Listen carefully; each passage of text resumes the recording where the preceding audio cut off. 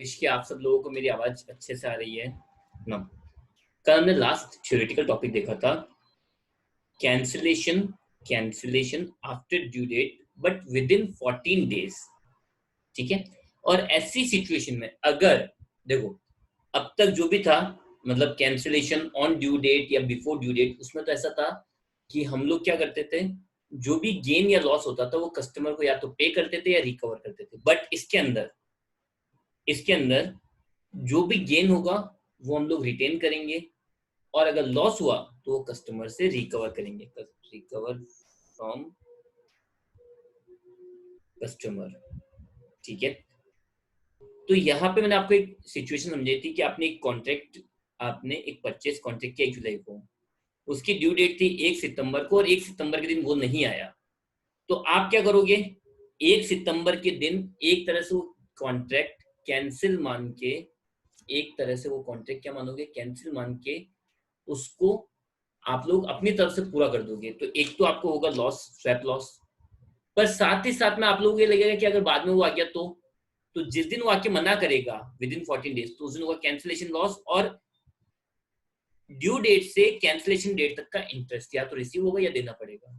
तो ये तीन कैलकुलेशन थी, इसलिए हम लोगों ने यहाँ पे अमाउंट रिकवरेबल फ्रॉम कस्टमर ये देखा था, swap loss plus cancellation loss add या लेस इंटरेस्ट। मतलब अगर हमारा इनफ्लो ज्यादा है तो इंटरेस्ट लेस होगा, आउटफ्लो ज्यादा है तो इंटरेस्ट क्या हो जाएगा, ऐड हो जाएगा। ठीक है। आगे तो देखो, अब स्वैप लॉस कैसे निकालते हैं, स्वैप लॉस निकालते कैसे हैं, तीन चीज पढ़ी आपने। स्वैप लॉस कैसे निकालते देख देखिएगा, spot rate on due date के दिन जो भी आपकी स्पॉट रेट थी वो, less forward rate on counter contract. जो भी काउंटर कॉन्ट्रैक्ट किया ना हम लोगों ने, जो भी, एक सेकेंड,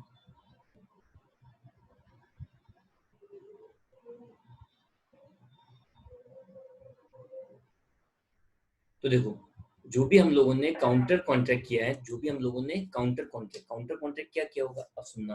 मैंने आपको ने थ्योरी में कुछ समझाया था, ठीक है, कि बैंक ये अज्यूम करे कि नेक्स्ट 14 डेज में कस्टमर अपना कॉन्ट्रैक्ट फुलफिल करने कभी भी आ सकता है। मीन्स बैंक को कस्टमर से परचेज करने पड़ेंगे। अगर परचेज कॉन्ट्रैक्ट है, हमने परचेज कॉन्ट्रैक्ट मान के हमने थ्योरी बनाई थी। सो बैंक उस दिन क्या करेगा, बैंक उस दिन मतलब 1 सितंबर के दिन 1 मंथ का एक फॉरवर्ड कॉन्ट्रैक्ट, क्योंकि फॉरवर्ड कॉन्ट्रैक्ट होते हैं वो मंथ में 1 मंथ, 2 मंथ, 3 मंथ, 4 मंथ ऐसे होते हैं, वो डेज में नहीं हो सकते ना, इसलिए 1 मंथ का फॉरवर्ड कॉन्ट्रैक्ट कर लेगा, that is called counter contract. तो स्वैप लॉस क्या होगा, जिस दिन ड्यू डेट थी उस दिन की स्पॉट रेट, और जो भी आपने फॉरवर्ड कॉन्ट्रैक्ट किया काउंटर कॉन्ट्रैक्ट उसकी रेट, उन दोनों जो डिफरेंस होगा वो हो गया आपका लॉस।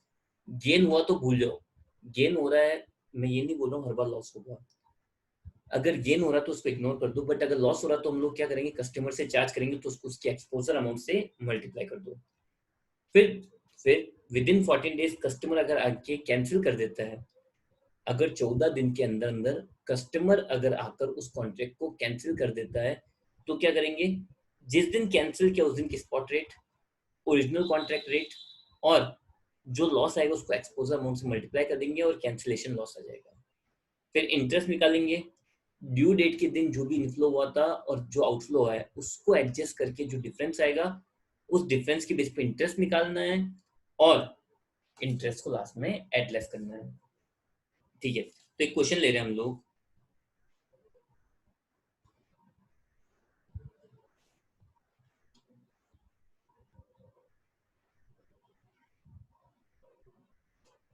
तो देखना इस क्वेश्चन को, इस क्वेश्चन देखना, एक्चुअली आपको दे क्या रखा है, mister x sold goods worth ₹1,20,000, Mr. X sold goods worth ₹1,20,000 on 1st April 2015, receivable after 3 months. ठीक है। So Mr. X booked a forward contract with his bank on 1st April 2015. तो चलो बताओ यहाँ पे कॉन्ट्रैक्ट कौन सा करेगा, मिस्टर एक्स कौन सा कॉन्ट्रैक्ट करेगा,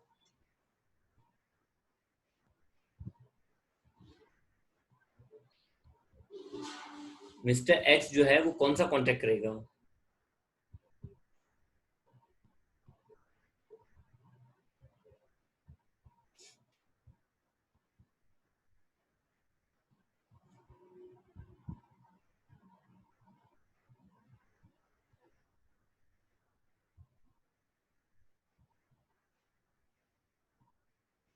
तो देखो, इस दिन एक्स ने 1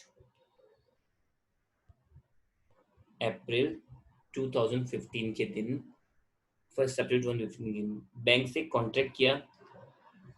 यहाँ पे मैं आपको बोल रहा हूँ, हर बार चेक करो। हर बार चेक किसके पॉइंट ऑफ व्यू से करना है, मेरी बात सुनना। हर बार चेक करो बैंक के पॉइंट ऑफ व्यू से, आपको बहुत इजी रहेगा। तो बैंक के पॉइंट ऑफ व्यू से, तो मिस्टर एक्स के पॉइंट ऑफ व्यू से हुआ सेल कॉन्ट्रैक्ट, तो बैंक के पॉइंट ऑफ व्यू से क्या हुआ? Forward purchase contract. बैंक के पॉइंट ऑफ व्यू, मैं सारी चीजें बैंक के पॉइंट ऑफ व्यू से सॉल्व करूंगा हमेशा, कोई कंफ्यूजन नहीं है। कोई,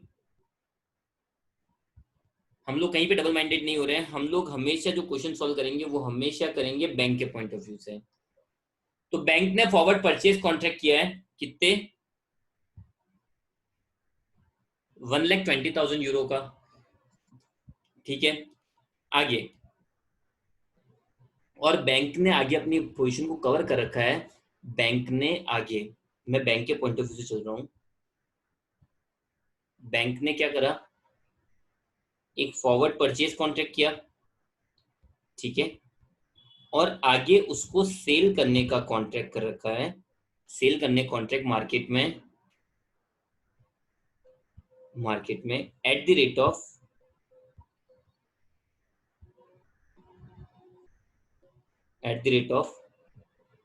70.3680। एट द रेट ऑफ 70.3680 को उसने अपनी पोजीशन को कवर कर रखा है मार्केट में सेल करने के हिसाब से। ठीक है, तो परचेज की कॉन्ट्रैक्ट, परचेज की रेट तो अपन निकाली नहीं, तो परचेज की रेट क्या होगी? तो कॉन्ट्रैक्ट रेट निकाल लेते हैं।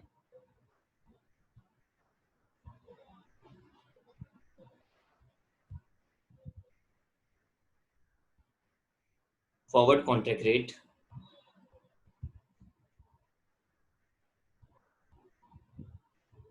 ठीक है। तो फॉरवर्ड कॉन्ट्रैक्ट रेट क्या निकल जाएगी? एक बार निकाल के बताना, आपके सामने क्वेश्चन है, फटाफट से निकाल के बताओ। वेल डन कीर्ति, वेल डन।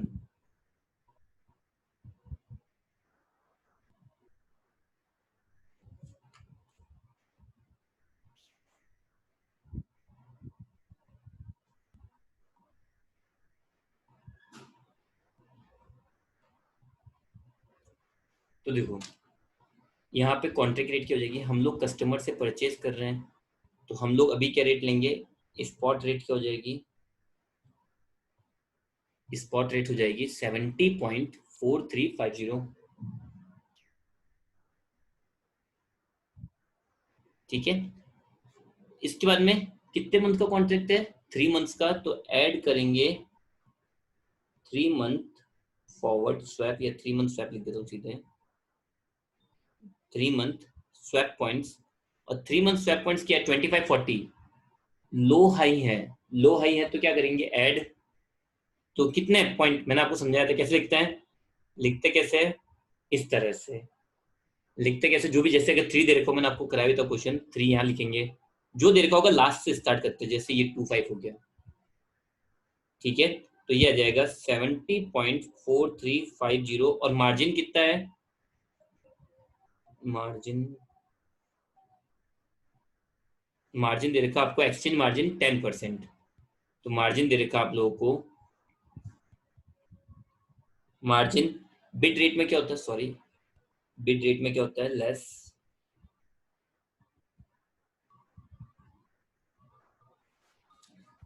तो ये हो जाएगा 70.435, सॉरी 70.4375 माइनस 0.1%। तो फॉरवर्ड रेट आ जाएगी आपके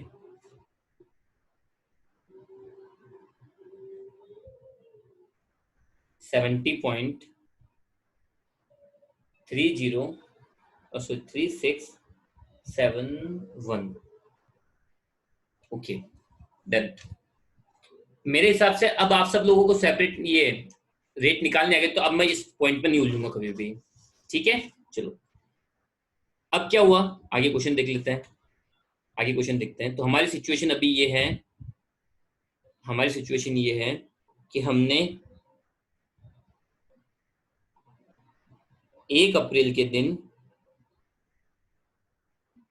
फॉरवर्ड परचेज कॉन्ट्रैक्ट कर रखा है, जिसकी ड्यू डेट है अप्रैल से 3 महीने, तो अप्रैल, मई और जून। तो उसकी ड्यू डेट क्या हो गई, 3 महीने मतलब 30 जून उसकी हो गई ड्यू डेट। 30 जून की हो जाएगी उसकी ड्यू डेट नाउ। तो आगे अब क्वेश्चन में क्या बोल रहा है, on 10 July 2015 mister x requested, mister x request कब कर रहे हैं, 10 जुलाई 2015 को। मिस्टर एक्स रिक्वेस्ट कब कर रहे हैं, 10 जुलाई 2015।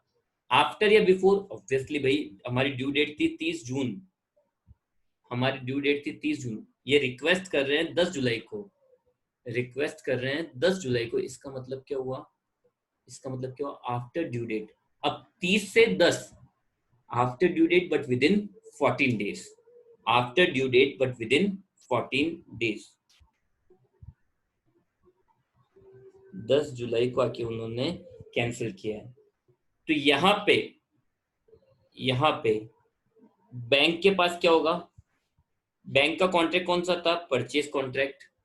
तो यहाँ पे बैंक क्या करेगी, परचेज, यहाँ पे बैंक क्या करेगी, बैंक करेगी परचेज फ्रॉम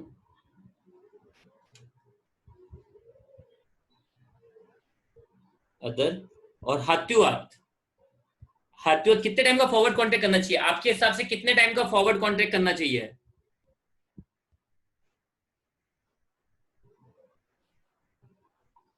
आपके हिसाब से कितने मंथ का फॉरवर्ड कॉन्ट्रैक्ट होना चाहिए, कम से कम ऑब्वियसली 1 मंथ का फॉरवर्ड कॉन्ट्रैक्ट होगा, 1 मंथ। वेल डन कीर्ति, 1 मंथ का फॉरवर्ड कॉन्ट्रैक्ट कर लेगी हाथुआत। ठीक है, तो चेक करते हैं इस दिन क्या सिचुएशन है क्वेश्चन के अकॉर्डिंग। तो क्वेश्चन के अकॉर्डिंग क्या दे रखा है आप लोगों को, क्वेश्चन के अकॉर्डिंग क्या दे रखा है, on 30th June bank swaps by purchasing spot and selling 1 month forward। Exchange margin दे रखा है 10%, इंटरेस्ट रेट दे रखी है, इंटरेस्ट रेट दे रखी है 10%। ठीक है, स्पॉट रेट, स्पॉट रेट कब दे रखी होगी, 30 जून को। तो 30 जून की स्पॉट रेट दे रखी है आपको। अब देखना यहाँ पे एक्चुअली रेट समझना, 70.2650 एंड 30। तो अब मैं ये नहीं बोल सकता ना 76, सॉरी 70.2650 एंड 70.2630, क्योंकि हमने एक बात समझ रखी है, बिट रेट कभी भी आस्क रेट से ज्यादा हो ही नहीं सकती है। इसलिए मैं क्या करूंगा, जो 30 है वो ये मानूंगा वो अगली 30 मतलब 2730 है। तो मेरी सिचुएशन क्या थी, मेरी सिचुएशन क्या थी, मैं मार्केट से परचेज करूंगा एट स्पॉट। 30 जून के दिन ही मैं मार्केट से परचेज करूंगा, परचेज करूंगा एट स्पॉट। तो परचेज कितने में करूंगा, तो मेरे लिए रेट हो जाएगी 70.2730। स्पॉट परचेज करनी, स्पॉट परचेज करनी तो ये। और मैंने आपको कल क्लियर किया था कि यहाँ पे जो है वो मार्जिन का ध्यान नहीं रखते हैं। इस जो आफ्टर ड्यू डेट वाले में मार्जिन का ध्यान, जब बैंक टू बैंक है तब मार्जिन का ध्यान नहीं रखना है। ठीक है सर, तो सॉरी शिट,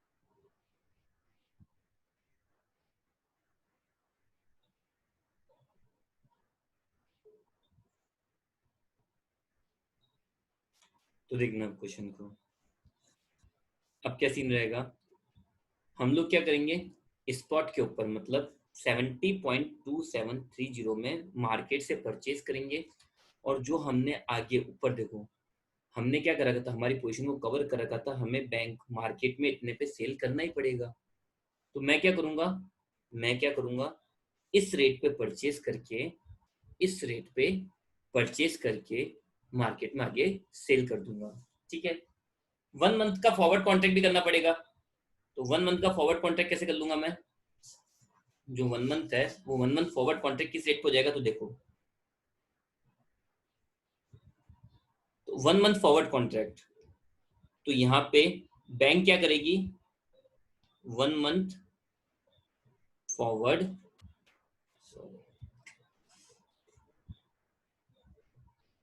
सेल कॉन्ट्रैक्ट करेगी। बैंक क्या करेगी, 1 मंथ का फॉरवर्ड सेल कॉन्ट्रैक्ट कर लेगी। ठीक है, तो सेल कॉन्ट्रैक्ट की रेट क्या हो जाएगी, तो वो रेट हो जाएगी, अब बैंक को मार्केट में सेल करना है, तो बैंक बैंक को मार्केट सेल करने रेट क्या लेगी, इधर वाली, तो ये रेट हो जाएगी 70 पॉइंट। मार्जिन का ध्यान रखेंगे या नहीं, मार्जिन का ध्यान रखेंगे या नहीं,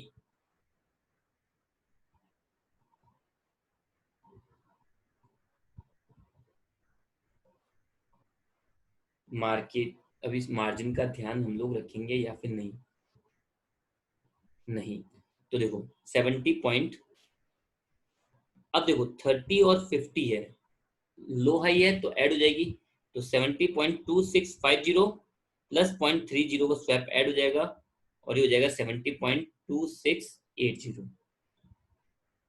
आई बात समझ में, तो यहाँ देखना 1 मंथ फॉरवर्ड कॉन्ट्रैक्ट, कौन सा कॉन्ट्रैक्ट करेगी, सेल कॉन्ट्रैक्ट, कितने के हिसाब से, 70.2680 के हिसाब से। ठीक है, तो यहाँ पे एक्चुअली हमने क्या पढ़ा था, जो हमारा लास्ट टॉपिक था उसमें हमने क्या पढ़ा हुआ है,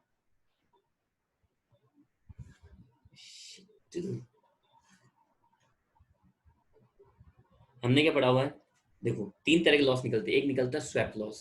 स्वैप लॉस कैसे निकलते हैं, स्वैप लॉस कैसे निकलता है, spot rate on due date, forward rate on can, forward rate for counter contract, इन दोनों का जो डिफरेंस होगा वो हमारा क्या हो जाएगा, लॉस। तो चेक करते हैं, यहाँ पे स्वैप लॉस कितना आ जाएगा, तो फर्स्ट लॉस वही निकल जाएगा, फर्स्ट लॉस किस कौन से निकल जाएगा, swap loss on due date. तो ये कैसे निकालेंगे, जो भी पहले स्पॉट रेट थी, स्पॉट रेट कितनी है, spot rate for purchase, purchase के ना, तो स्पॉट रेट कितनी है 70.2730, और फॉरवर्ड सेल रेट कितनी है 70.2680। आप भी देखो, आप परचेज कितने में कर रहे हो, परचेज कितने में कर रहे हो 2730 में, सेल कितने में कर रहे हो 2680 में, तो ऑब्वियसली लॉस हुआ है। लॉस कितना हुआ है 70.2730 minus 70.2680, 0.005 into exposure amount. Exposure amount कितनी है, एक्सपोजर अमाउंट कितनी है, तो देखो एक्सपोजर अमाउंट थी 1,20,000 यूरो की, तो मल्टीप्लाई कर देंगे 1,20,000 यूरो से, ये आ जाएगा आपके स्वैप लॉस 600 का। तो मेरी बात सुनना, जैसे ही ड्यू डेट आती है और कस्टमर नहीं आता है, तो बेसिकली ये दो कैलकुलेशन तो होनी है।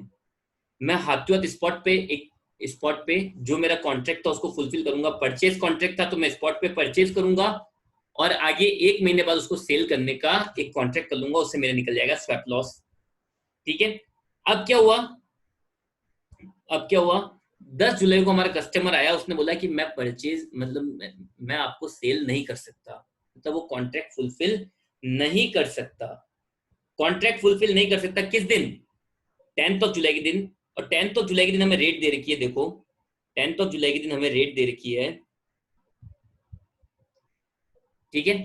तो अगर अब वो हमें नहीं बेचेगा, मतलब हम उससे परचेज नहीं कर पाएंगे, तो हम लोग क्या करेंगे? मार्केट में परचेज करेंगे। हम लोग कहां से परचेज करेंगे? मार्केट से परचेज करेंगे। तो मार्केट से परचेज करेंगे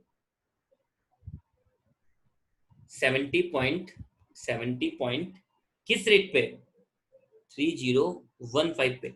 अब मार्जिन का ध्यान रखूं या नहीं रखूं? अब मार्जिन का ध्यान रखूं या नहीं रखूं? यस और नो?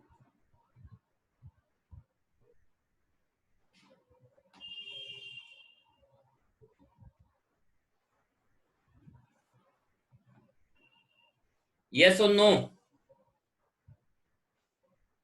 यस, मार्जिन का ध्यान रखें, क्योंकि अब ऑर्डिनरी डे में ऐसा ट्रांजेक्शन हुआ है, किसी फिक्स डेट के दिन ऑर्डिनरी डे में ऐसा ट्रांजेक्शन हुआ है, तो बैंक अब जहां भी जाएगी वो एज ए कस्टमर बन के जाएगी। बैंक जहां भी जाएगी वो ऐसे कस्टमर बन के जाएगी, क्योंकि कस्टमर उसका ऑर्डर फुलफिल नहीं कर पाया, तो उसमें मार्जिन ऐड कर देगी, उसमें मार्जिन। अब आप लोगों का एक बेस तैयार करना, सुनना, एक क्वेश्चन बिल्कुल क्लियर रखना, कब मार्जिन ऐड करना है, कब मार्जिन ऐड नहीं करना है। जब बैंक बैंक का ट्रांजेक्शन होता है तब कोई मार्जिन ऐड नहीं होगा, पर बैंक कस्टमर का ट्रांजेक्शन होता है, मतलब कस्टमर कैंसिल कर रहा है, कस्टमर कॉन्ट्रैक्ट कर रहा है, कस्टमर कर रहा है, कस्टमर कर रहा है, तब आपको मार्जिन को एडलेस करना है। लेकिन लेकिन अगर बैंक बैंक से है, मतलब कस्टमर आए नहीं, ऑटोमेटिक है, तो बैंक बैंक होगा, वहां पे मार्जिन का ध्यान नहीं रखना है। अगेन, बैंक, अगर मैं वर्ड बोल रहा हूँ, अगर हम लोग जो वर्ड बोल रहे हैं वो बोल रहे हैं कस्टमर ने कैंसिल कर दिया, कस्टमर ने एग्रीमेंट किया है, कस्टमर ने ये किया है, कस्टमर ने फलान किया है, कस्टमर अगर कर रहा है कुछ भी, तो फिर हम लोग क्या करेंगे? तो फिर हम लोग इन दैट केस मार्जिन का ध्यान रखेंगे। बट अगर कस्टमर का पॉइंट नहीं है, बैंक ही काउंटर कॉन्ट्रैक्ट कर रहा है, बैंक ही सब कुछ कर रहा है, तो हम लोग उस मार्जिन का ध्यान नहीं रखेंगे। तो अभी आस्क रेट है, मार्जिन ऐड होगा, मार्जिन की रेट थी 0.10%, ठीक है। तो 70.3015 प्लस 0.10%, तो ये हो जाएगा आपके 70.3718, ठीक है। तो चलो, तो 10 जुलाई के दिन कैंसिलेशन रेट निकाल लेते हैं। ऑन 10 जुलाई कैंसिलेशन रेट क्या हो जाएगी? स्पॉट रेट थी 70.3015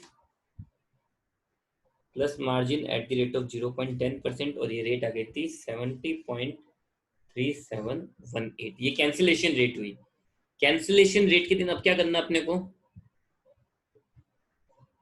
now we have proper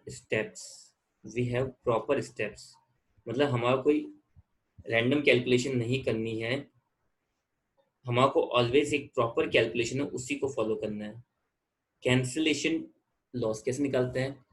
spot rate on cancellation date हमने निकाल ली थी, ओरिजिनल कॉन्ट्रैक्ट की रेट जो भी थी, और वही क्या हो जाएगा? लॉस हो जाएगा, ठीक है।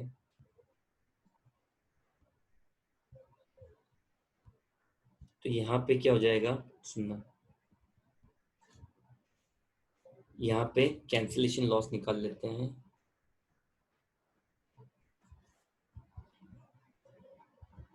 Spot rate on cancellation date 70.3718, ठीक है। फिर उसको कंपेयर किससे करना है?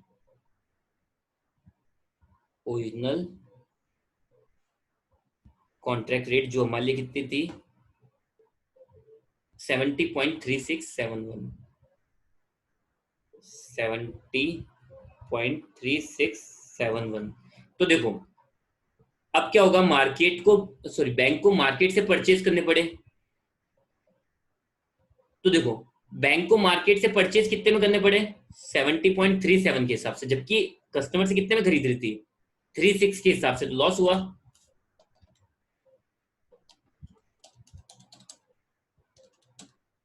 लॉस कितना हो गया 0 पॉइंट,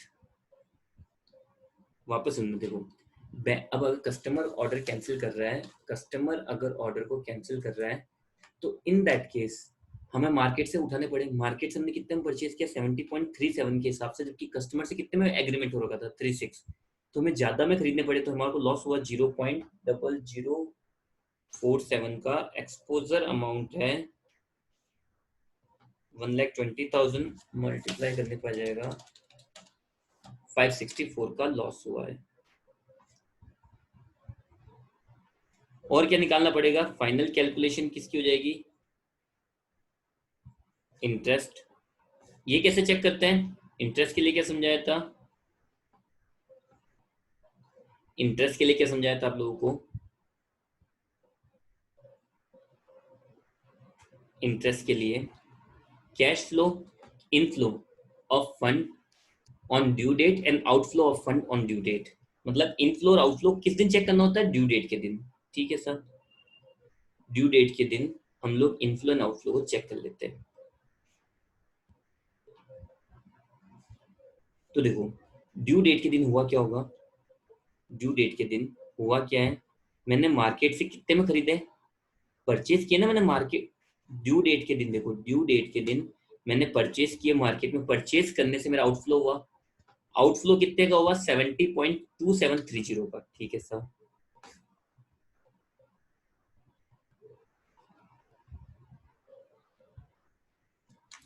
कितने का आउटफ्लो हुआ 70.2730 का, 70.2730 का आउटफ्लो हुआ। ठीक है, उसी तरह से मैंने वो पैसा क्या किया होगा मार्केट में, उसी दिन मैंने एग्रीमेंट कितने का रखा था, इतने में बेचने का, तो मैं इतने में वो पैसे बेच दूंगा तो इतना पैसा आएगा मेरे पास में, पैसा आएगा। मतलब इनफ्लो कितना हुआ 70.3680 का,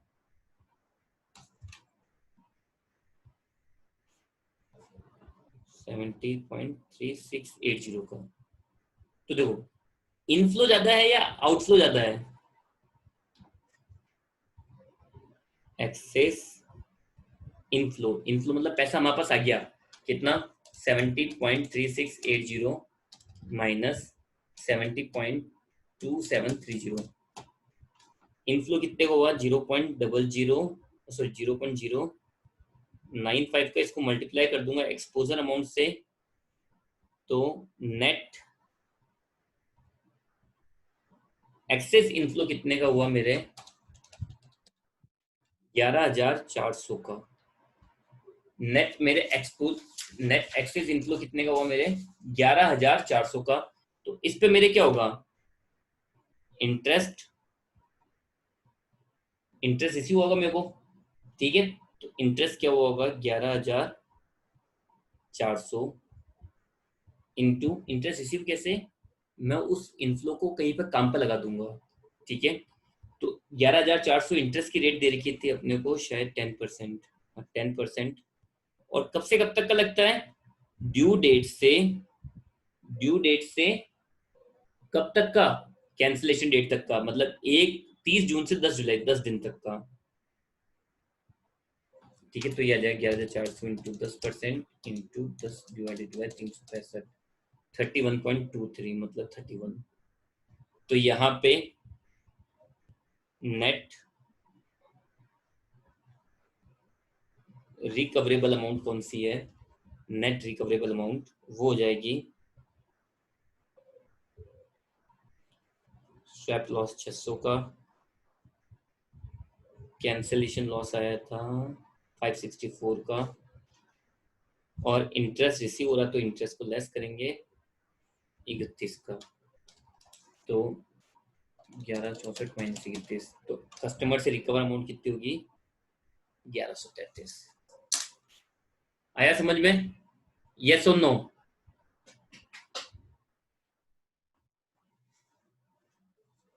अपना बेस बिल्कुल मजबूत रखो, कब क्या करना है वो ध्यान रखो, बहुत इजी लगेगा फॉरेक्स, बहुत इजी। हर बार सिचुएशन क्रिएट करो, दो अपने आप को 2 मिनट, 2 मिनट ज्यादा नहीं लगेंगे आप लोगों को, पर आप लोगों का आराम से हो जाएगा। ठीक है, चलो तो वापस हम लोग 5 मिनट मिल रहे हैं, 5 से 7 मिनट के अंदर, ताकि क्लास रिकॉर्ड हो जाएगी, क्योंकि 3 मिनट बचे अपने आप बंद होने में। ठीक है।